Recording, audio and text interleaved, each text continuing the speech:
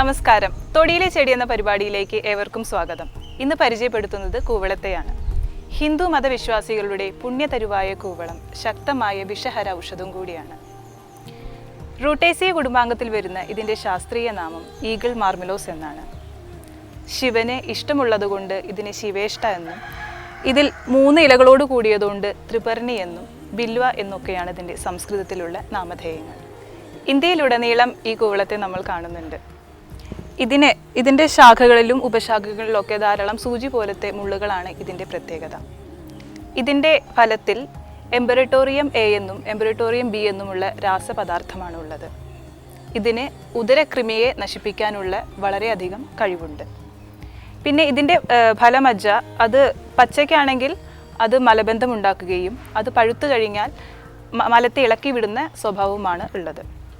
ഇതിൻ്റെ ഔഷധയോഗ്യമായ ഭാഗങ്ങൾ ഇല, വേര്, അതുപോലെ ഇതിൻ്റെ ഫലം ആണ്. ഇതിൻ്റെ ഇലയ്ക്ക് പ്രമേഹത്തെ ശമിപ്പിക്കാനുള്ള കഴിവുണ്ട്.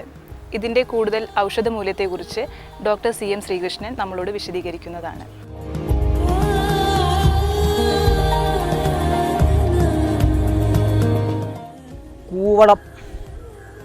കൂവളം കെട്ടണം എന്നൊരു തത്വമുണ്ട്. കൂവളം വെച്ച് കഴിഞ്ഞാൽ, അത് നശിച്ചു കഴിഞ്ഞാൽ ആ സ്ഥലം നശിക്കുന്ന പറയാം. അത്ര അധികം അത്ഭുത സിദ്ധിയുള്ള ഒരു ചെടിയാണ് ഈ കൂവളം. ഇതിൻ്റെ ഔഷധ ഉപയോഗം, അതിൻ്റെ പ്രത്യേകത, അത് 3 ഇതളുള്ള ആ പൂവാണ് കൂവളത്തിൻ്റെ ഇല എന്ന് പറയുന്നത്. അത് തന്നെ നമ്മുടെ സത്വരജസ് തമസിനെ സൂചിപ്പിക്കുന്നതാണ്. അതുകൊണ്ട് തന്നെ ഇത് ശരീരത്തിൻ്റെ ഈ ഓജസ്സിന് അല്ലെങ്കിൽ ഇമ്മ്യൂണിറ്റിക്ക് വളരെ ഫലപ്രദമാണ്. ഈ തുളസിയുടെ പോലെ തന്നെ ഈ കൂവളവും ഒരു ദൈവിക പ്രാധാന്യമുള്ളൊരു പുഷ്പമാണ്. പുഷ്പമല്ല, ഇലയാണെങ്കിൽ തന്നെ അതിന് പുഷ്പം എന്നാണ് പറയാം. ഈ കൂവളത്തിൻ്റെ ഇല ഇട്ട് വെച്ച വെള്ളം ദിവസേന കുടിച്ചു കഴിഞ്ഞാൽ ശരീരത്തിന് നല്ല ഊർജ്ജം ലഭിക്കും. പിന്നെ ദിവസേന ഒരു 5 കൂവളത്തിൻ്റെ ഇല, ഈ 3 കൂടി 5 അരച്ച് കഴിച്ചാൽ പ്രമേഹത്തിന് വളരെ പെട്ടെന്ന് തന്നെ വളരെ അധികമായിട്ട് ശമനമുണ്ടാകും.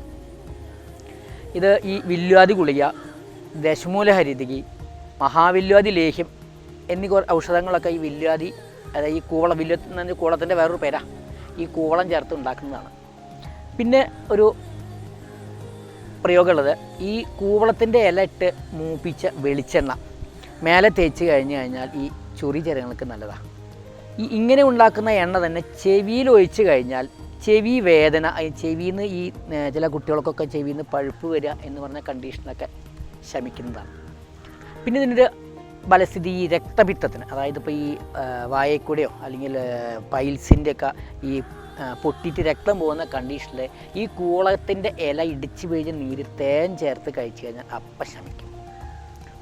പിന്നെ ഇതിന് അത്ഭുതമായ ഫലസ്ഥിതികൾ, ഈ ഇമ്മ്യൂണിറ്റി ഇമ്പ്രൂവ് ചെയ്യാൻ ഡെയിലി ഈ കൂവളത്തിൻ്റെ ഇല ഇട്ട് തിളപ്പിച്ച വെള്ളം ദിവസേന 1 ഗ്ലാസ് കഴിച്ചാൽ അതായത് സ്ട്രെസ് ജന്യമായ രോഗങ്ങൾ നല്ല ഉന്മേഷത്തോടുകൂടി എല്ലാ ദിവസവും നമുക്ക് ജോലി എടുക്കാനും പ്രവൃത്തി എടുക്കാനും പറ്റുന്ന ഒരു അത്ഭുതമായിട്ടുള്ള ഒരു ഫലസിദ്ധിയുള്ള ഒരു ഔഷധമാണ് ഈ കൂവളം എന്ന് പറയുന്നത്.